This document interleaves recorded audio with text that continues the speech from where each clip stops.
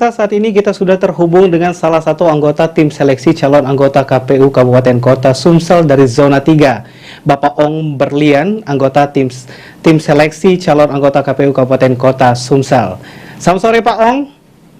Selamat sore, Assalamualaikum warahmatullahi wabarakatuh. Waalaikumsalam warahmatullahi wabarakatuh. Di mana saja berada. Apa kabarnya Pak Ong? Alhamdulillah, sehat walafiat. Baik Pak Ong. Terkait dengan proses seleksi calon anggota KPU Kabupaten Kota seperti ini Pak, seperti apa untuk seleksinya saat ini Pak?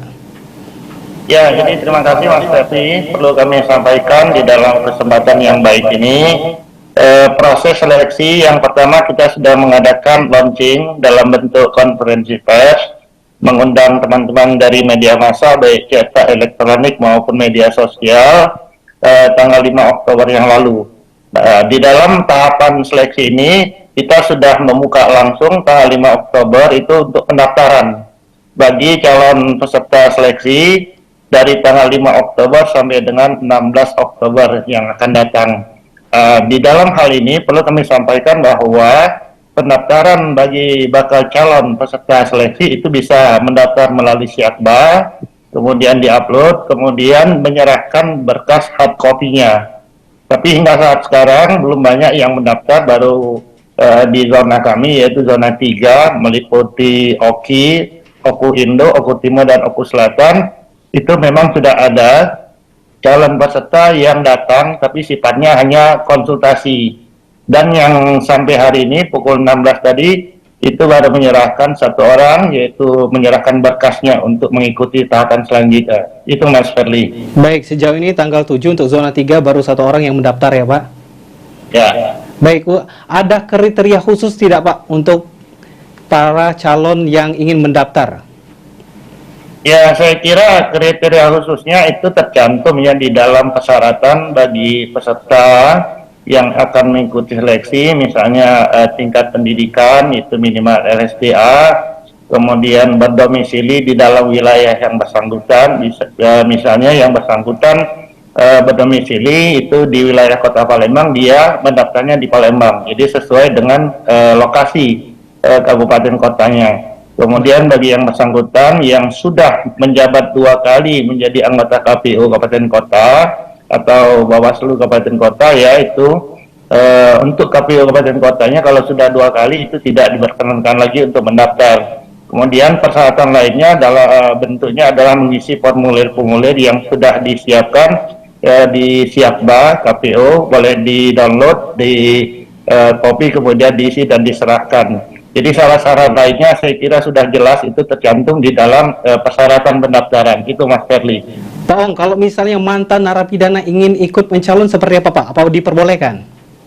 Ya, kalau di dalam aturan yang sudah dikeluarkan oleh KPU RI, itu mantan narapidana yang diancam di atas 5 tahun tidak bisa ya. Kemudian untuk masalah terkait dengan masalah pidana, kita sebagai panitia seleksi berpedoman kepada surat keterangan yang tidak pernah dihukum ya, ataupun mantan dari pidana yang dikeluarkan oleh pengadilan negeri setempat. Jadi pengadilan negeri setempat itulah menjadi acuan kita untuk menyaring seleksi administrasi bagi calon peserta seleksi KPU Kabupaten Kota. Demikian Mas Ferli. Pak Ong, kalau terkadang masyarakat mengecap dalam proses seleksi ini sudah ada unsur titipan. Nah, bagaimana tim seleksi menepis hal tersebut? Ya, jadi saya kira masyarakat berpendapat sah-sah saja ya, karena kita menganut kebebasan untuk menyatakan pendapat, pikirannya, baik lisan maupun tertulis. Namun bagi kami, tim seleksi di 17 kabupaten kota yang terbagi dalam 4 zona, itu tetap melaksanakan tahapan seleksi dengan ketat. Misalnya penelitian administrasi itu harus kita teliti dengan checklist, kemudian dilanjutkan dengan ujian tertulis. Ujian tertulis itu kita menggunakan metode CAT ya, yang terdiri dari 100 soal dalam bentuk multiple choice dan 5 soal dalam bentuk esai. Kemudian dilanjutkan dengan tes psikologi.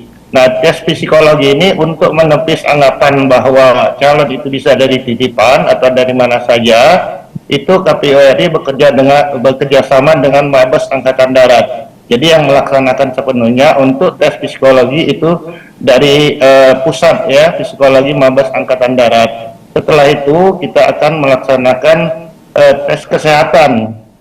Tes kesehatan itu juga ditekel oleh Mabes AD. Kemudian kita juga akan menyediakan ruang waktu yang cukup panjang, berkisar antara 7 sampai 8 hari itu untuk meminta tanggapan masyarakat. Jadi tanggapan masyarakat bisa mendukung yang bersangkutan, bisa juga melaporkan yang bersangkutan. Jadi misalnya yang bersangkutan itu pernah mengalami misalnya terjadi hal-hal dihukum oleh DKPP misalnya, itu juga menjadi bahan pertimbangan kami tim seleksi. Kemudian itu kita akan melaksanakan tes wawancara. Jadi setiap tahapan yang akan kita lakukan, kita selalu berpedoman kepada aturan-aturan yang telah digarisbawahi oleh KPU RI. Demikian Mas Ferli. Baik, ternyata untuk seleksinya ini sangat ketat sekali ya Pak, banyak tahapan-tahapan yang akan dilalui oleh calon peserta. Ini Pak Ong, kalau misalnya dari 17 kabupaten kota yang ada di Sumsel ini, berapa kebutuhan total yang dibutuhkan? Ya, kalau kita estimasikan tahapan ujian tertulis nanti itu tanggal 29 Oktober sampai dengan 6 November itu adalah tahapan untuk seleksi tertulis dan psikologi. Untuk seleksi tertulis itu sudah menjadi persyaratan dari KPU RI menggunakan sistem CAT. Jadi kalau kita perkirakan di Sumatera Selatan ini ada 17 kabupaten kota, kalau kita lihat regulasi atau aturan itu 5 kali kebutuhan yang akan diambil. Jadi artinya satu kabupaten kota itu bisa 100 orang pendaftar sebagai peserta seleksi calon anggota KPU, dikali dengan 17 kabupaten kota, artinya 1.700 peserta bakal calon anggota KPU yang akan mengikuti seleksi dan dilaksanakan secara serentak. Jadi dilaksanakan secara serentak. Di sini tim sel bekerjasama dengan Sekretariat KPU Provinsi Sumatera Selatan untuk mencari lokasinya. Jadi kita sudah ancar-ancar lokasinya, kemungkinan bekerjasama dengan Universitas Islam Negeri Raden Patah atau UIN Raden Patah, kemudian bekerjasama dengan UNSRI dan juga bekerjasama dengan Badan Kepegawaian Negara untuk dalam hal pelaksanaan CAT, karena CAT ini dilaksanakan secara serentak dan pesertanya sangat banyak. Demikian Mas Ferli. Baik, terima kasih Pak. Ini untuk pertanyaan terakhir kita Pak. Bapak berikan himbauan untuk warga yang ingin mendaftar Pak.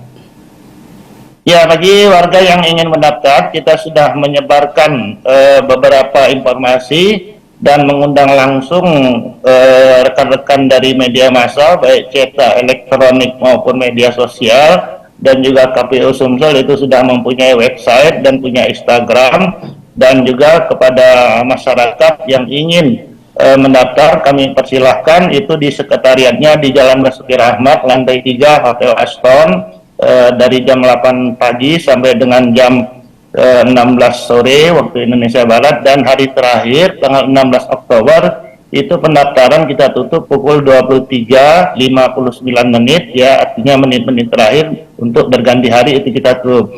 Kemudian kepada calon peserta seleksi kami harapkan meneliti kembali semua berkas yang akan diserahkan, karena kalau berkas yang ingin diserahkan, apalagi kalau lokasinya jauh dari kota Palembang, itu akan menjadi beban bagi yang bersangkutan. Jadi bila perlu ada beberapa calon peserta seleksi itu mengadakan konsultasi dulu mengenai item-item persyaratan yang akan dilengkapi pada saat mendaftar. Demikian Mas Ferli. Baik, terima kasih Pak Ong Berlian. Tentunya penjelasan Bapak tadi sangat jelas sekali untuk para calon peserta untuk diikuti bagaimana tahapan-tahapan yang akan dilalui oleh para calon peserta. Sehat dan sukses selalu Pak Ong. Ya, terima kasih. Sukses Mas Ferli, sukses Pal TV, sukses pemirsa Pal TV di mana saja berada. Wassalamualaikum warahmatullahi wabarakatuh. Waalaikumsalam warahmatullahi wabarakatuh. Sukses untuk seleksinya juga